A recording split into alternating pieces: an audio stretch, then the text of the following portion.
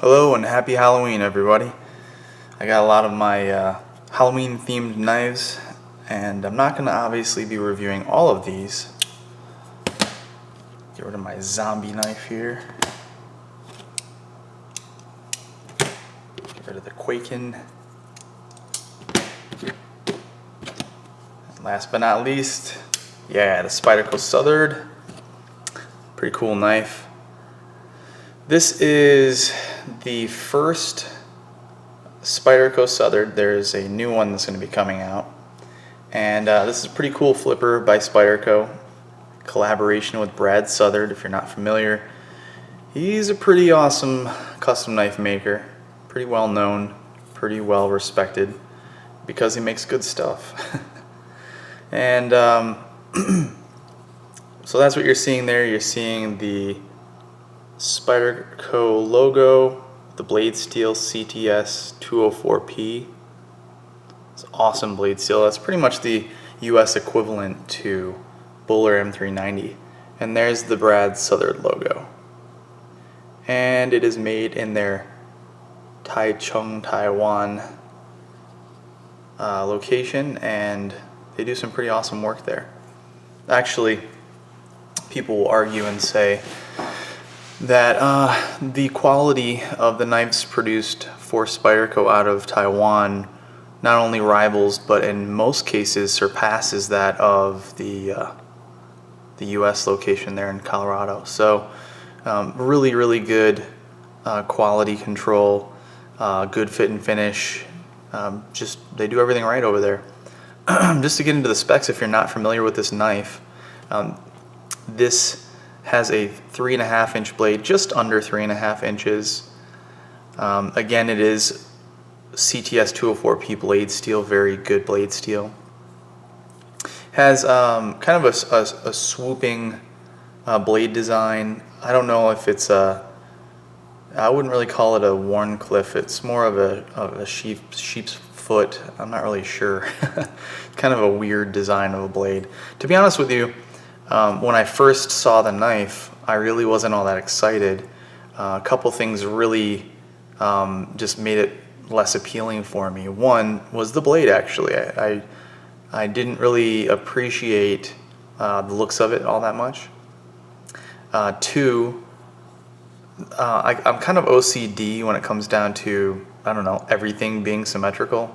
And as you can see, you have titanium frame on this side, on the right side here, and a titanium liner on the other side here, which is almost just as thick. And then you have a scale, which ends up, combined, the display side is actually thicker, wider than the lock side, so it's lopsided. So that just kind of put me off, and but other than that, I was also kind of looking at the price, and at that time I was thinking, man, there's a lot of other production knives. They might not have been collaborations, but there's a lot of other production knives that I thought were pretty cool, and they might not have had all the options that this had, but they might have been a little more appealing to me for one reason or the other. I believe, and it's funny, I just kind of throwing this video together last minute, I believe that this knife goes for it's at least $250. I think it's $270, to be honest with you. I think it's a little cheaper for the standard variation with the brown G10 here, or the flat dark earth, if you will.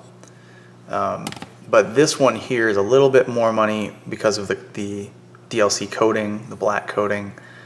And I like it though, it looks pretty good. I really wanted this version to go with this really cool scale here. It's an aftermarket custom G10 layered orange and black scale, and then cool insert. Normally it comes with all black G10 and black G10 here as well. And this tab here is a over travel stop tab. So that way when you are disengaging the lock, it'll stop right there. You've seen a lot of different ways of doing that. They just have a tab there, kind of cool. So yeah, just replace that. And one thing to point out before I finish going through the specs. There are two different variations. The one with the Flat Dark Earth G10 is actually, the G10 is much more aggressive as far as texture goes. I mean, like 100% more aggressive. It's night and day when you compare it to the black G10 that comes on the Spyderco Southard. And that's another reason why I wanted to replace it with a scale that has some really good traction. And this does, very much so. So that's good. Just a little side note there. So these are pretty cool knives. They're on ball bearing pivot system. Okay. No steel lock bar insert. It's just titanium on steel there. Okay. And it's a flow-through design with pillar construction. 3 pillars right there. Normally there's another cylinder right here for the lanyard hole. And that goes through, and I just thought that kind of threw everything off. These are symmetrical, looks good, equal space between all of the standoffs. So I just didn't like the way that looked, so I took that out and did that on both of them. This looks better that way.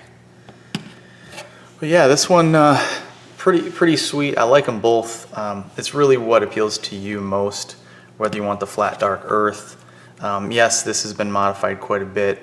To have this two-tone looking blade. I just did an acid stone wash on the hollow grind portion. And sorry about the lighting, by the way. I just moved into a house, so I'm trying to set up a new place to start doing my videos, where I might have a little more room because I'm gonna start doing guns and everything. And the lighting's kind of sucky right now, so sorry about that. I will get it worked out. But yeah, this obviously has an aftermarket pocket clip, so does the other one. But I just wanted to show you what these knives are all about. As you can see, this one I really did some sanding and rounding off the G10. And I'll get to why I did that in a little bit.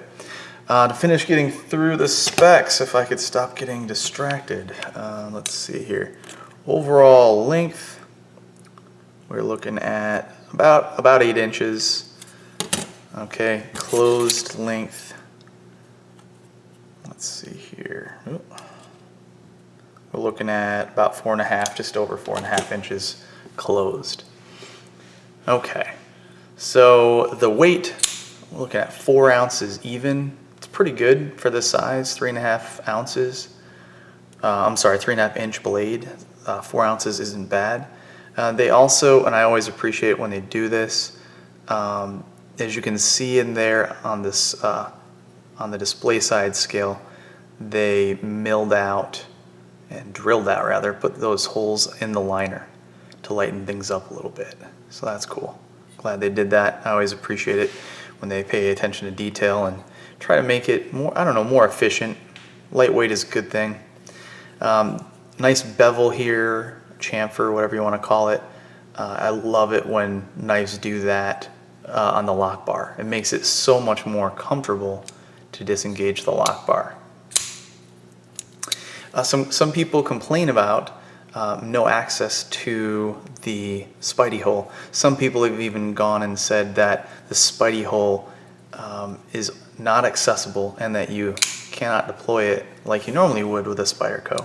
And you know, let me be honest with you, this pattern here gives you a little bit more access to that Spidey hole. And as you can see, I did something similar to this G10 here, right, to give me more access to it. But that statement is incorrect. You completely, the way it comes out of the box, you can very, very easily even get to the Spidey hole and deploy the blade. It's not near as comfortable and easy to do as you would find with a normal Spyderco. Okay, normal Spydercos, I think most people are aware, look like fucking frisbees when you close them. And I love Spyderco. I just, you know, they have a lot of the leaf point, leaf-shaped blades. Lots of times, like on the stretch, you know, the blade will even ramp up quite high and then drop back down just so that Spidey hole is easily accessible. So generally speaking, a Spyderco with a Spidey hole, and that's the primary method to deploy it, it's so much easier to get access to when you compare it to this, but it's still totally doable. So if you wanted to be able to do both, you can. You just have to kind of, roll your thumb up and just stab your tip of your thumb in there to get access to it. It's just not as easy as it normally is. But primarily, if you're gonna buy this knife, it's because it's a flipper, okay? I mean, it's one of the earlier Spyderco flippers anyway. I can't remember if this came before the Domino, to be honest with you, so hell, this could be the first flipper.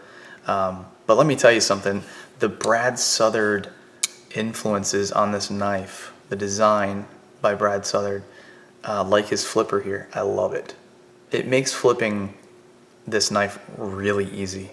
Okay, it has a pretty good detent on this knife, but the curvature, the way the flipper is curved and the way it's rounded and the way it's angled, it's not just a tab sticking straight out. Let me find an example for a comparison. Do I have any flippers down here? I guess you could look at the Browse, right? It kind of sticks straight out, okay? Not that that's a problem or a flawed design, I just find it easy because you can kind of flip this any which way you want very comfortably.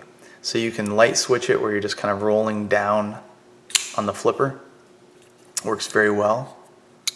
And you can button press it because it's rounded off here, it's not very sharp. So very comfortable. I've handed many knives to friends before, and they have trouble flipping them. And I've said this about other knives too. There's been a couple. This one, they just flipped it right open very easily, had no trouble, and they're like, wow, that's cool, that's really nice. So it is a very good feeling flipper. I was kind of addicted to handling, not this one, but this was the first one I ever got. And I just couldn't put the thing down. It was just so much fun to flip. So yeah, it's a fun knife. It's a well-made, well-constructed, well-designed overall knife. The original pocket clip that came on this is a lot of people's complaints. It is very similar to this one. That's why I got this one.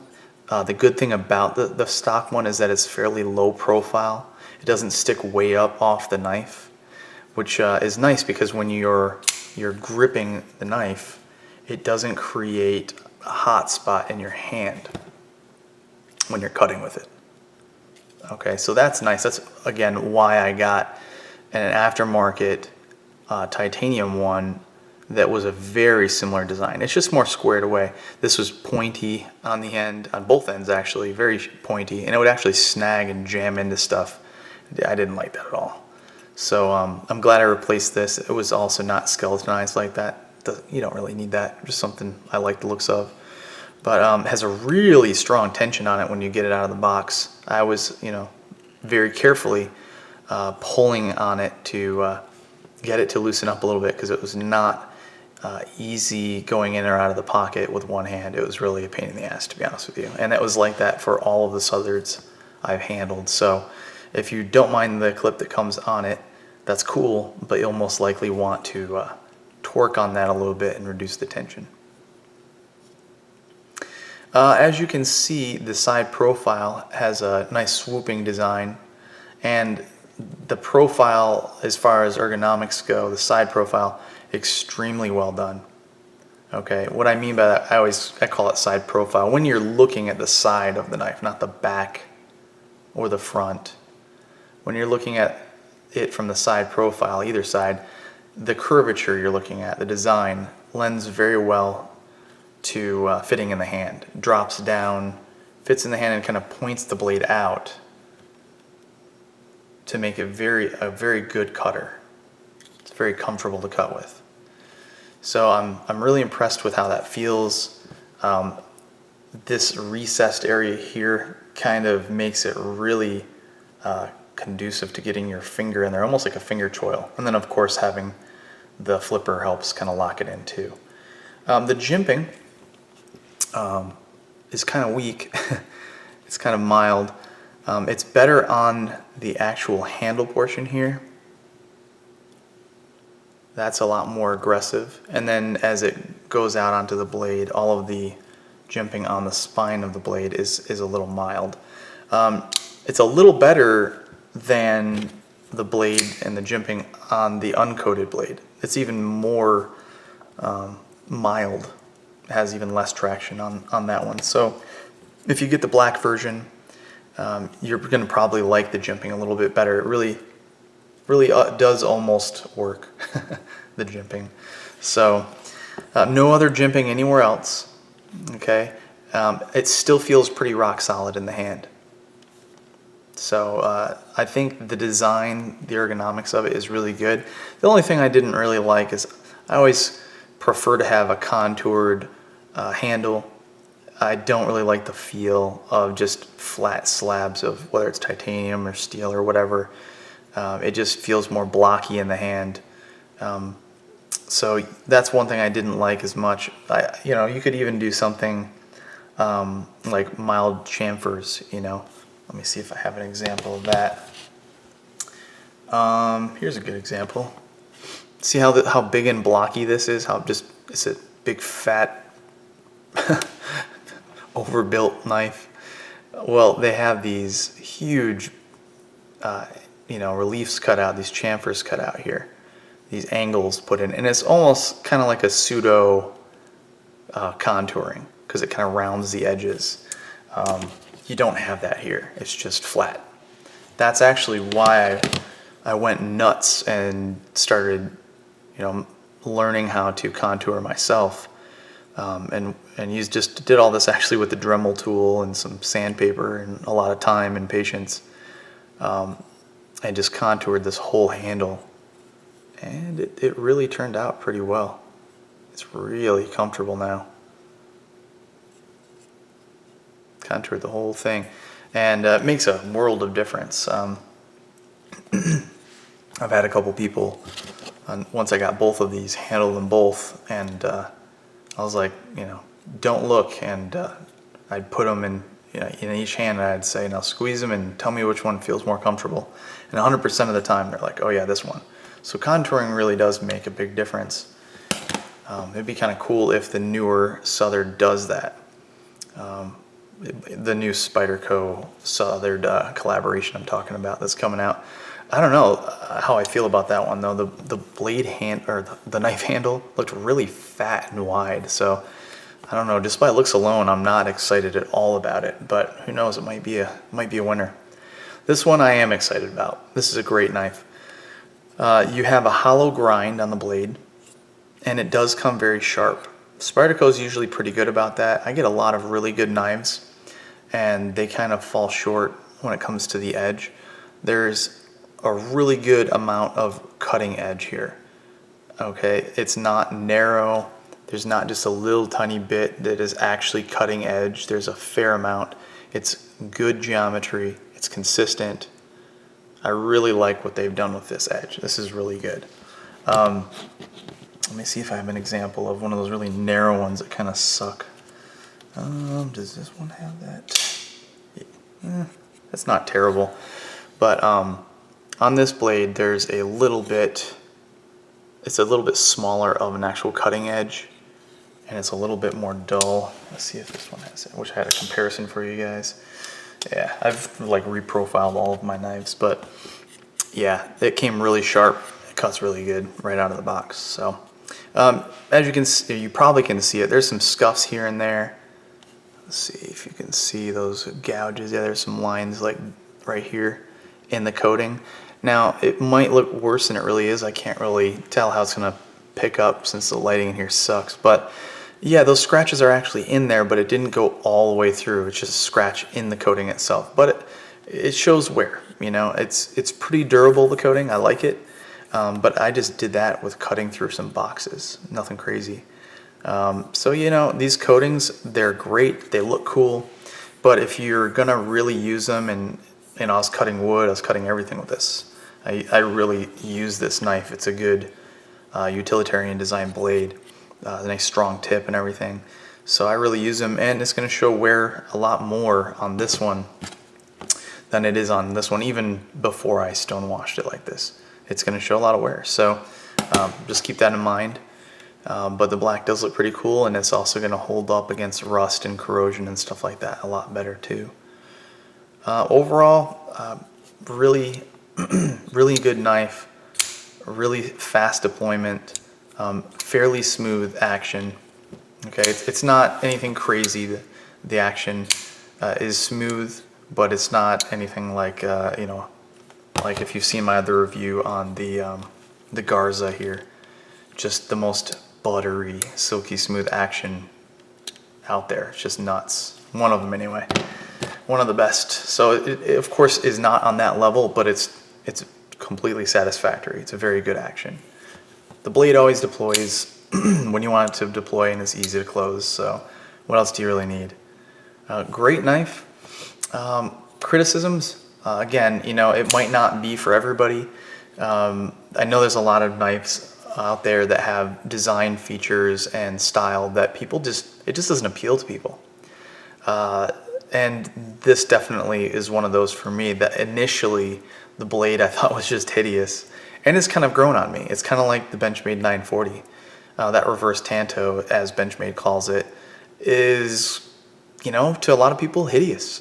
But it grew on me. I really like it now. I think it looks good even. And it is extremely well designed. And I think that this falls into that category where it's a little bit more function than fashion. It's a little more function than flash. You know, it doesn't look quite as good as some of the other knives out there as far as the blade design goes. But let me tell you something. You got a lot of belly. Okay, you have a really narrow cutting edge, so it can take a really fine edge. It can do some really precise cutting, and you have a really strong tip. So it's doing a lot for you. This blade design is really a good design. For a utility knife, even if you had to put it into a defensive role, this, in my opinion, could pass as a tactical folder. Okay, would it be better if you found something that has a lot more traction? You know, yeah, that's why I put this scale on there. But it definitely has a very solid, secure grip in my hand. The only thing I could level as criticism is, you know, I would like to have the blade a little bit longer if it was going to be a tactical folder. And if I was going to put it into a tactical roll, hell, I'd rather it be, you know, a fixed blade. But anyway, really good knife. The only other criticism besides aesthetics and, you know, that whole thing where it's not symmetrical on both sides, really just the lockup on this particular knife. Actually, both Southards had some issues on their lockups. I never like titanium to steel. I don't know if I've gotten into that in my other videos or not, but to sum it up, what people who make knives properly will do is they'll carbonize the surface of the lock bar, which they did on this knife. Of course, you know, Spyderco does it right. And I believe they use tungsten to do that. And it's just a layer, they kind of apply it on the lock face. So that way you have something much stronger, harder than the titanium, which is not as strong as steel. So the titanium would wear as it rubs up against the steel, and your lock engagement would laten, okay, and eventually wear out and fail on you. You'll also get lots of problems with, I think they call it galling. I think that's the right term, but basically it's where the titanium on a molecular level kind of bonds with the steel. And you'll disengage the lock and actually take off a very small layer of the titanium. And it'll stick, you'll have this sticky feel, and sometimes you get another term, lock rock, where, you know, your lock will really be jammed in there and it's kind of uncomfortable. It's not a smooth disengagement of the lock bar. I have not had that problem at all on this knife. Okay, none of these problems. The only thing I don't like about this, besides it not having a steel lock bar insert, is I just don't like that it has a little bit later lockup than I would prefer. So the initial lockup is already too late, in my opinion. When I do my squeeze test, which gives you your actual lockup, it gets a little bit later, nothing too crazy. That's still too late for my comfort. I just don't like that. So that's the first thing I actually noticed about this knife that I didn't like, this particular knife. You look at this knife, and I definitely have earlier lockup, which is great. That's pretty awesome. Okay, that's the initial lockup. Here, let me just make sure. Yep, initial lockup, and then that's your actual lockup. So it's at about 50%, which is, you know, that's my limit right there. That's perfect. It's no problem. And it's solid. It doesn't seem to be going anywhere else. I like it. The only problem I have with this is that it gets sticky. I don't know if you can even hear that. You might be able to hear that on the video, but here, let me, and I haven't even squeezed on this. I just, you know, rolled the blade out, deployed the blade, and it locked up. Hear that? It's kind of sticking. It kind of sucks. And it's weird too. It's not uncomfortable. It's not like I can't get through it. I mean, very easily I can just power through it. No big deal. It's just, it's not very smooth. It doesn't really feel like it should. And my concern, again, like I was talking about with the titanium kind of wearing off faster on the steel, that's what it seems like it's doing. This particular lock, when I first pulled it out of the box, was gritty and grindy. Every time I would disengage the lock, it literally sounded like there was sand in there. And guess what? There wasn't. There was just something wrong with the lock face. So it smoothed out for a while and was just as smooth as this one. And then, I don't know, I started taking it apart and customizing it and anodizing and doing all sorts of stupid stuff. And now it's kind of doing that again. So I don't know. Not the end of the world. It's just something I noticed. Blade centering, of course, this one's good because like I said, I've reassembled it and made sure that it's good. I haven't taken this one apart though, and the blade centering is perfect. So this knife gets a lot right. Okay, it's a really good knife. Oh yeah, the only other thing, the fact that it's not contoured, you know, the hot spots really aren't that bad. The only thing I find a little uncomfortable is these things right here. There's one point, 2, 3, 4 points, and they're very sharp. And they'll dig into you when you're grabbing, and they'll also kind of dig into you sometimes when you're disengaging the lock bar, depending on how you grip it. Sometimes my finger will come over and lay on top of it to put pressure, you know, counteracting pressure to disengage the lock bar, and it can be a little uncomfortable. So just something else I noticed. Yeah, so aside from the pocket clip that I wasn't a big fan of, aside from the slightly weak jimping, the asymmetric design of it might not bother you guys. Didn't like the lanyard tube that was there at all. I'm glad that that comes out so easily. And then most importantly, my only major complaint is the lock engagement and the fact that there's no steel lock bar insert. So those are my only complaints. They're pretty minor. This is a sweet knife, guys. If you were ever on the fence about picking one up, I highly recommend getting it. I think you'll probably fall in love with it.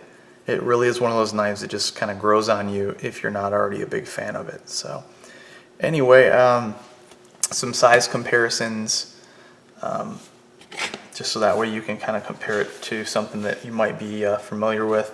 The Boker Quaken.